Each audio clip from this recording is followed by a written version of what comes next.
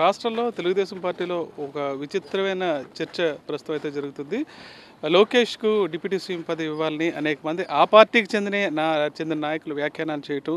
మరోవైపు జనసేన పార్టీ నాయకులు కూడా రకరకాల కామెంట్లు పెట్టడం జరుగుతుంది. ఇదంతా కేవలం ప్రస్తుతం ఉన్న ఈ తిరుపతి ఇష్యూని డైవర్ట్ చేయడానికా? ఇంకా దేనికా? అసలు దేనికోసం ఈ ఉన్న పార్టీలోని ఈ రకమైన వ్యాఖ్యలు ఒక్కొక్కళ్ళు అదే పార్టీ నాయకులు చేయటం, లోకేష్ ముఖ్యమంత్రి అంతకన్నా భావి ముఖ్యమంత్రి ఆయనే అని చెప్పడం, ఇవన్నీ దేనికి సంకేతాలు అసలు? ఇప్పుడు ఒకటండి, నిజంగా ఆంధ్రప్రదేశ్ రాష్ట్రంలో ఒక విచిత్రమైన పరిస్థితులు కనబడుతున్నాయి. గతంలో జగన్మోహన్ రెడ్డి గారు ఉన్నప్పుడు అసలు రాజకీయ అనిశ్చితి అనేది కనబడని పరిస్థితులు. మరి ఇవాళ చూస్తూ ఉంటే లోకేష్నేమో ఉప ముఖ్యమంత్రి చేయాలి, మళ్ళీ చంద్రబాబు నాయుడు గారు ఎదురుగుండానే స్విట్జర్లాండ్ జూరిక్లో తీసుకుని వచ్చి ముఖ్యమంత్రి చేయాలని మాట్లాడడం అనేది ఎంత హాస్యాస్పదంగా ఉంది. ఇప్పుడు ఒక పక్కనేమో వీళ్ళు అలయన్స్ ఉన్నారు. వీళ్ళు జనసేన పార్టీ నాయకులు ఏం చెప్తున్నారు అని అంటే, పవన్ కళ్యాణ్ గారినే ముఖ్యమంత్రి చేసేసి లోకేష్ని ఉప ముఖ్యమంత్రి చేసి చంద్రబాబు నాయుడిని కేంద్రానికి పంపించారు.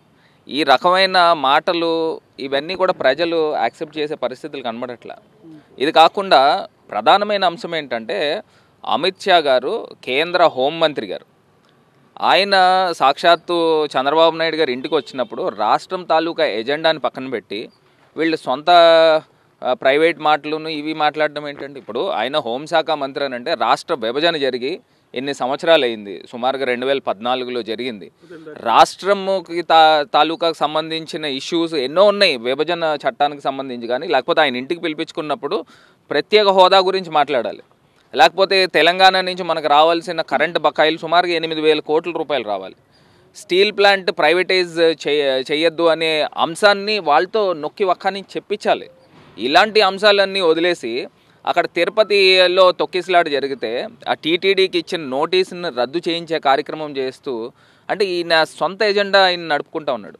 రాష్ట్రం తాలూకా ఎజెండాని పక్కన పెట్టేశారు ఈ తెలుగుదేశం పార్టీ కానీ జనసేన పార్టీ కానీ. ఒక్కసారి ప్రజలందరూ కూడా నిశ్చితంగా గమనించాలి. ఇప్పుడు ఏదైతే తిరుపతి తొక్కిసలాట జరిగిన అంశాన్ని అసలు ప్రభుత్వం ఏ రకమైన బాధ్యత తీసుకుంటున్నారో ఇప్పటికీ కనబడట్లా. ఏదైతే హోంశాఖ వాళ్ళు విచారణ జరపాలి అని నోటీసులు టీటీడీకి ఇచ్చింది రద్దు చేయించడం ఏంటండి? అసలు అర్థం కావట్లా. ఇది ఏమన్నా ఈ సొంత జాగీరా వీళ్ళది? రాష్ట్రం ఏమన్నా ఈ తెలుగుదేశం పార్టీ అడ్డానా?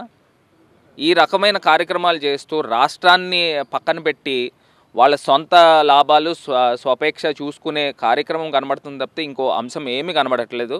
ఇప్పుడు ఏదైతే స్టీల్ ప్లాంట్కి వీళ్ళు సుమారుగా 11,000 కోట్ల రూపాయలు అనౌన్స్ చేశారో దానికి ఒక నిర్దిష్టమైన ప్రణాళిక చెప్పాలి. ఈ 11,000 కోట్ల రూపాయలు దేనికి వాడుతున్నారు? క్యాపిటల్ ఇన్వెస్ట్మెంట్కి వాడుతున్నారా?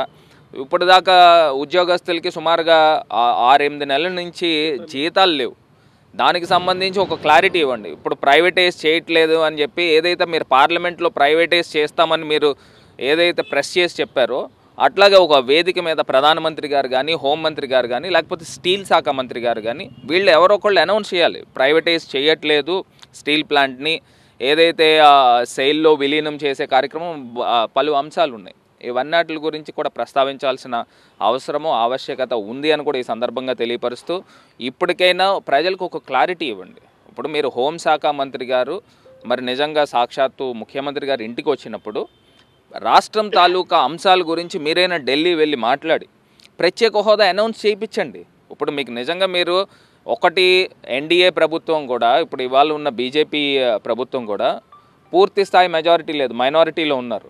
సో తెలుగుదేశం మద్దతుతో, తెలుగుదేశం ఎంపీల మద్దతుతో అక్కడ కేంద్రం నిలబడినప్పుడు ఖచ్చితంగా ఆంధ్రప్రదేశ్కి రావాల్సిన అంశాల గురించి ఖచ్చితంగా పోరాడాలి.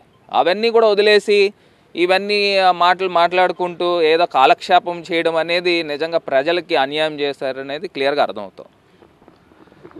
రాష్ట్రానికి సంబంధించిన అంశాల గురించి రాష్ట్రాన్ని ఆర్థిక భారం నుంచి బయటకు తీసుకొచ్చే విధంగా ప్రయత్నాలు చేయకుండా కేంద్ర మంత్రి అమిత్ షా వచ్చినా సరే కేవలం వీళ్ళ సొంత ఆపేక్షకు సంబంధించిన అంశాలనే ప్రజల్లోకి తీసుకురావడం తెలుగుదేశం పార్టీ నేతలు రాష్ట్రాన్ని, రాష్ట్ర ప్రజలను మోసం చేయడమే అంటున్నారు మాజీ ఎంపీ మార్గాన్ భరత్. రాజమండ్రి నుంచి Vijayalakshmi, Harish for Sakshi news.